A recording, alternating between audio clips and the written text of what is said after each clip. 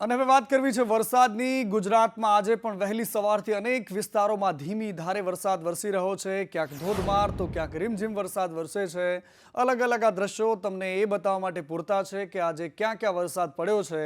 ડાંગ હોય કે પછી ઓલપાડ, વલસાડ, સુરત, ધોરાજી, ઉપલેટા, આ તમામ વિસ્તારો છે કે જ્યાં આજે રીમઝીમ વરસાદ પડ્યો છે। ડાંગમાં નદીઓ ગાંડી તૂર થઈને વહી રહી છે, ગામડાઓમાં પાણી વહી રહ્યા છે અને ચારેકોર પાણી વચ્ચે ડાંગની ખૂબસૂરત તસવીરો પણ સામે આવી રહી છે। પરંતુ બીજી બાજુ ઉપલેટા અને ધોરાજીમાં પણ આજે વરસાદી વાતાવરણ રહ્યું છે।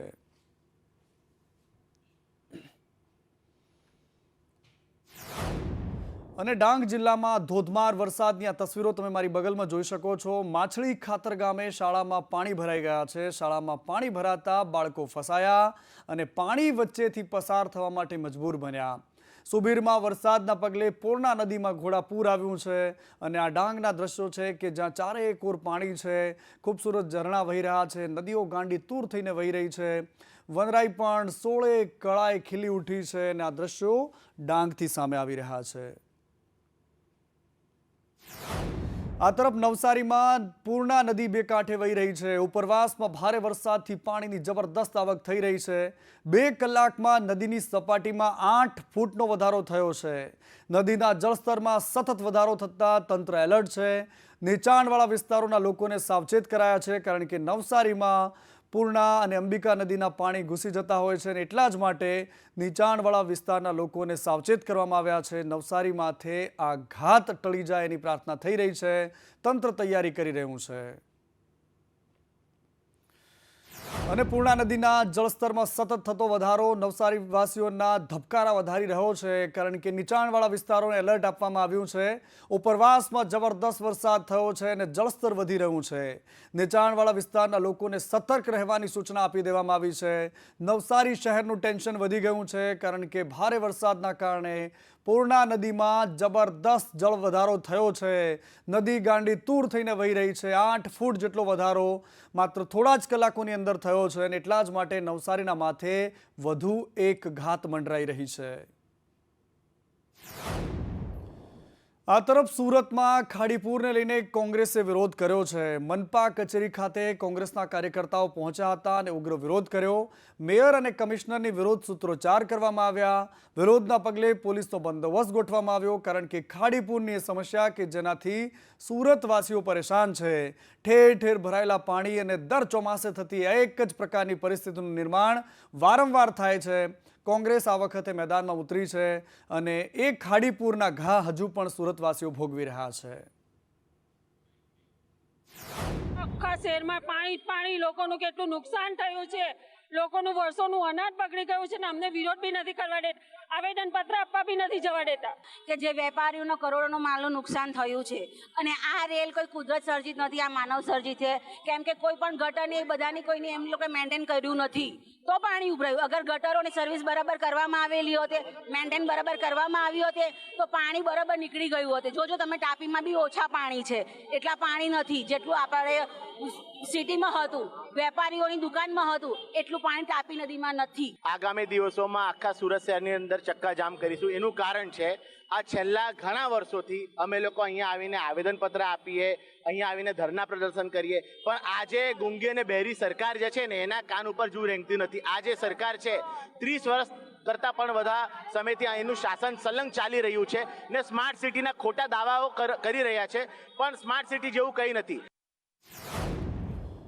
અને સૂત્રોચ્ચારમાં લખ્યું છે ભાજપ તુને ક્યાં કિયા, સુરત કો ડૂબો દિયા। અને આ તરફ અમદાવાદના ધોળકામાં પણ વરસાદી પાણી ભરાયેલા છે। વરસાદ તો બંધ થઈ ગયો છતાં પણ પાણી નથી ઓસરતા।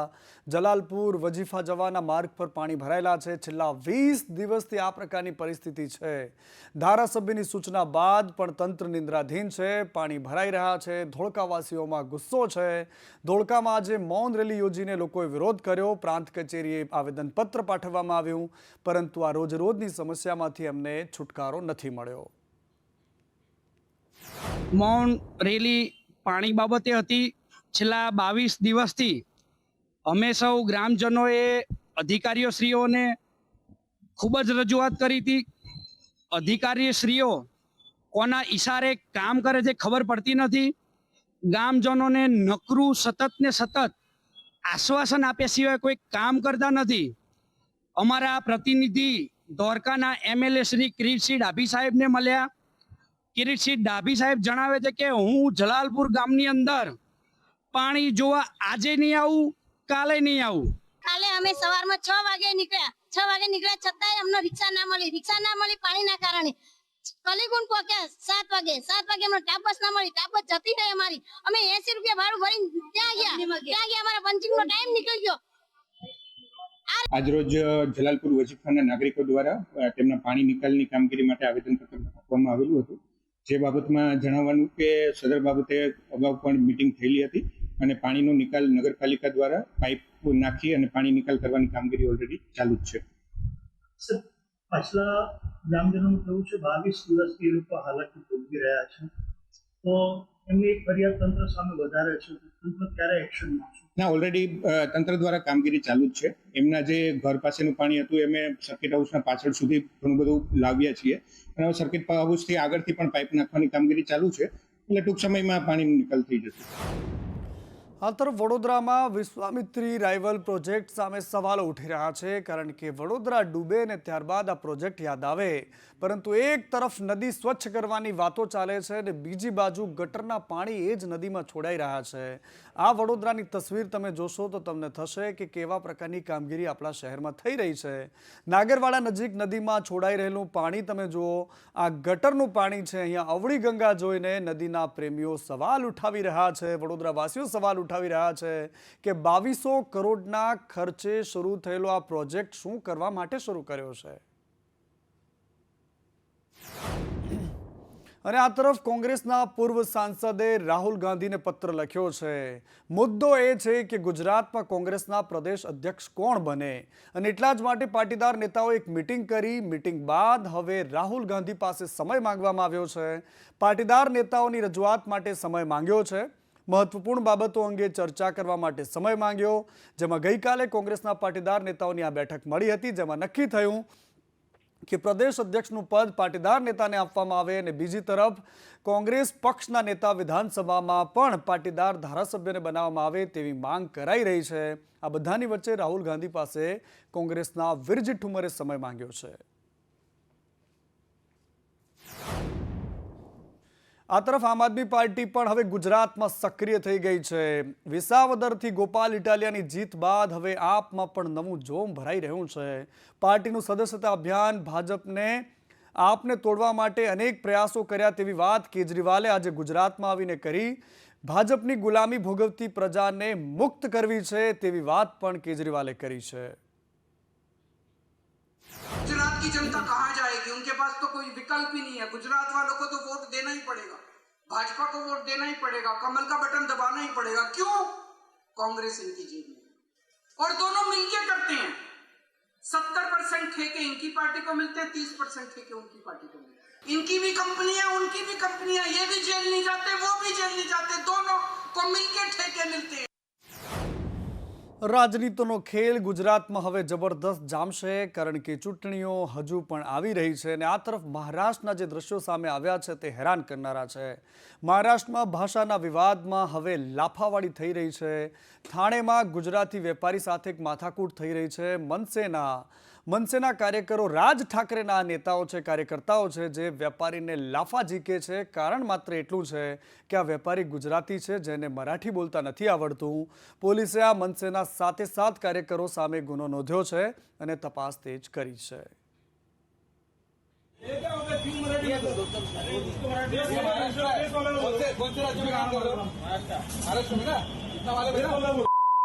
महाराष्ट्र में कौन सी भाषा बोली जाती है?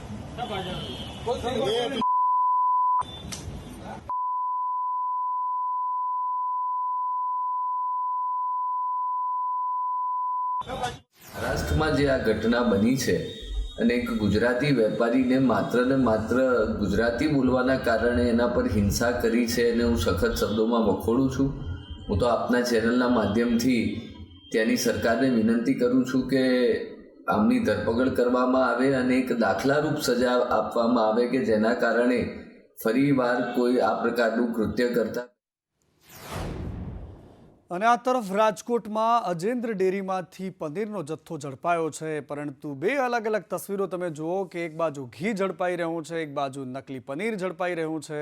નમૂના ફેલ ગયા હતા, અગાઉ ડેરીમાંથી લીધેલા હતા. નમૂના ફેલ જતાં 1 લાખ રૂપિયાનો દંડ કરાયો હતો. મોટા પ્રમાણમાં ડેરીમાંથી પનીરનો જથ્થો જપ્ત કરાયો છે. આ તરફ નકલી ઘી પણ મળ્યું છે અને આ કિલોમાં છે, સેંકડો કિલોમાં ઘીનો જથ્થો પણ જોઈ શકો છો. નકલી ઘી છે, નકલી પનીર છે. ગુજરાતીઓ શું ખાઈ રહ્યા છે, કોણ શું પીરસી રહ્યું છે, આરોગ્ય તંત્રને કોઈ લેવા દેવા નથી. તમે મરવું હોય તો મરો, જીવવું હોય તો જીવો. આ જામનગરના દ્રશ્યો કે જ્યાં 120 કિલો શંકાસ્પદ ઘીનો જથ્થો છે. મનોજ નંદલાલ શેઠ એની પેઢીમાં ફૂડ વિભાગે કાર્યવાહી કરી અને ફૂડ વિભાગે ઘીના નમૂના લીધા, લેબમાં તપાસ અર્થે મોકલ્યા છે અને આ શંકાસ્પદ ઘીનો જથ્થો પણ જપ્ત કરાયો છે. અત્યારે એમના ફ્રીજમાં જે સંગ્રહ કરેલો 25-30 કિલો જેવો અંદાજે જથ્થો જે છે એ એની ઉપર લેબલિંગ કરેલું નહોતું, તે આપણે જોઈ રહ્યા છીએ. આમાં લેબલ કરવું જરૂરી છે. મેન્યુફેક્ચર ડેટ છે કે એની વાપરવાની કે એક્સપાયરી ડેટ આપવી જોઈએ. એમણે જે અત્યારે કરેલું એના પર કોઈ પ્રકાર લેબલિંગ લગાડી નહોતું, તેમણે લેબલિંગ કરવું જોઈએ. અત્યારે તપાસ ચાલુ થઈ રહી છે. આગળ આપણે શું છે હાઇજેનિક કન્ડિશનની જાળવણી બાબતે નોટિસ આપવાની થશે, જે કંઈ હશે સૂચના આપીશું. જામનગર એસઓજી પોલીસ દ્વારા રતનભાઈની મસ્જિદ સર્કલમાં મનોજ નંદલાલ શેઠ નામની એક પેઢીમાં ઘીનો જથ્થો પકડવામાં આવેલ અને અત્રે એ અંગેનો કાગળ મળતા એફએસઓની ટીમ દ્વારા સ્થળ ઉપર જઈને નમૂના લેવાની કાર્યવાહી કરવામાં આવેલ છે અને આ નમૂના લેબોરેટરીમાં મોકલવામાં આવશે. મોકલ્યા પછી લેબોરેટરીનું રિઝલ્ટ આવેથી એફએસએસએઆઈ હેઠળ આગળની કાર્યવાહી કરવામાં આવશે. અને ગુજરાતમાં આજકાલ એક ભ્રષ્ટાચારનું ભૂત ધૂણે છે અને એ ભ્રષ્ટાચાર મનરેગામાં થઈ રહ્યો છે તેવા ઠેર ઠેર પુરાવાઓ સામે આવે છે. 2 મંત્રી પુત્રો અત્યારે જેલમાં છે. બીજી બાજુ કોંગ્રેસના એક મોટા ગજાના નેતા પણ અત્યારે જેલમાં છે, એમનો દીકરો પણ જેલમાં છે. પરંતુ ભાવનગર જિલ્લાના સિહોરમાં પણ મોટા પાયે ભ્રષ્ટાચાર થયો હોવાનું ગ્રામજનો કહી રહ્યા છે. તાલુકા વિકાસ અધિકારી અને મામલતદારને રજૂઆત કરીને કહી રહ્યા છે. સિહોર તાલુકાના મનરેગાના કામમાં ભ્રષ્ટાચાર થયો હોવાનો ગ્રામજનોએ આક્ષેપ કર્યો છે. આ કૌભાંડમાં મૃતકોના નામે પણ રોજગારી દર્શાવી તેમના બેંક ખાતામાં રૂપિયા જમા કરાવ્યા અને ત્યારબાદ ઉપાડી લેવાયા. લગભગ 9 લાખ રૂપિયાના મનરેગાના કામમાં 4 લાખ રૂપિયાથી વધારાનો ગોટાળો થયો હોવાનો દાવો કરાયો છે. કામ ચાલે છે, સામૂહિક કામ તળાવડા ઉતારવાનું જે નિવેદન આપ્યું છે એની તપાસ છે તો ગુરુવાર સુધીમાં વ્યવસ્થિત જોઈ અને રિપોર્ટ કરી આપીશું. હાળા ગામમાં મનરેગાના કામમાં 4 લાખનું કૌભાંડ થયું છે. જે લોકો ખરેખર ખાળીએ નહોતા ગયા એના ખાતામાં પૈસા નાખવામાં આવ્યા છે અને એ લોકોએ સ્વીકાર્યું છે કે જે હાજરી પૂરતા થઈને કે આ અમે નાખ્યા છે એમ, અને એને સેટલમેન્ટ કરેલું હતું કે અડધા અમને દેવાના અને અડધા તમને રાખવાના એમ. અને આ લોકોને સરકારી નાણાંનો દુરુપયોગ કર્યો છે, એટલે આ લોકોને પદ ભ્રષ્ટ કરવામાં આવે. વાત કરવી છે વલસાડની અતુલ ગ્રામ પંચાયતમાં વિવાદ સામે આવ્યો. સરપંચે ડેપ્યુટી સરપંચ પર ગેરરીતિના આરોપ લગાવ્યા છે. પંચાયતના ચેક પર ખોટી સહી કરાવ્યાના આક્ષેપ લગાવ્યા છે. તલાટીને જાણ થતાં સહીમાં સુધારો કરવામાં આવ્યો અને ત્યારબાદ આખો મામલો સામે આવ્યો છે. ડેપ્યુટી સરપંચ દર્શલ દેસાઈ પર સરપંચના આક્ષેપ છે. એમણે કહ્યું છે કે ભ્રષ્ટાચાર કરવા માટે એમણે ખોટી સહી કરી દીધી છે. સાહેબ, તપાસ ચાલુ છે. મેં જે આક્ષેપો કર્યા હતા તેની તપાસ ચાલુ છે અને તપાસ પૂર્ણ થાય પછી હું તમને બાકીની માહિતી આપીશું. આ જે પંચાયતનું જે ગોપાળું છે, જે પૈસાની લેતી હતી, તેમાં તમે પણ ભાગીદાર છો, સરપંચનું કેવું? મારું પાછું પણ એક જ કહેવું કે તાલુકા કક્ષા અને જિલ્લા કક્ષાના સક્ષમ અધિકારી આવ્યા છે, એ લોકો દૂધનું દૂધ અને પાણીનું પાણી કરશે. સાહેબ, હું જ્યારે સરપંચ પદે આવ્યો ત્યારે મને આનું પંચાયતનું ધારાનું નોલેજ નહીં હતું અને તે ટાઈમે તલાટી જે સરકારી અધિકારી છે એમણે બી જણાવ્યું નહીં અને દર્શલભાઈ ડેપ્યુટી સરપંચ દર્શલભાઈ વિજયભાઈ દેસાઈ એમની બી આમાં ગેરબંધારણીય રીતે સહી એડ કરેલ છે. હવે જેનો તે ટાઈમે મને છે એ જાતે પહેલે સહી કરતા અને આ રીતે જુઓ તમે આ કોરો ચેક છે અને કોરા પર આ ચેક પર સહી પહેલે કરતા અને પછી મને દાબ દબાણ કરાવતા કે તમે આ ચેક પર મતલબ જે બિલ પાસ કરવાના એમના લાગતા વળગતા જે કોન્ટ્રાક્ટર છે એમના પાસ કરી દો.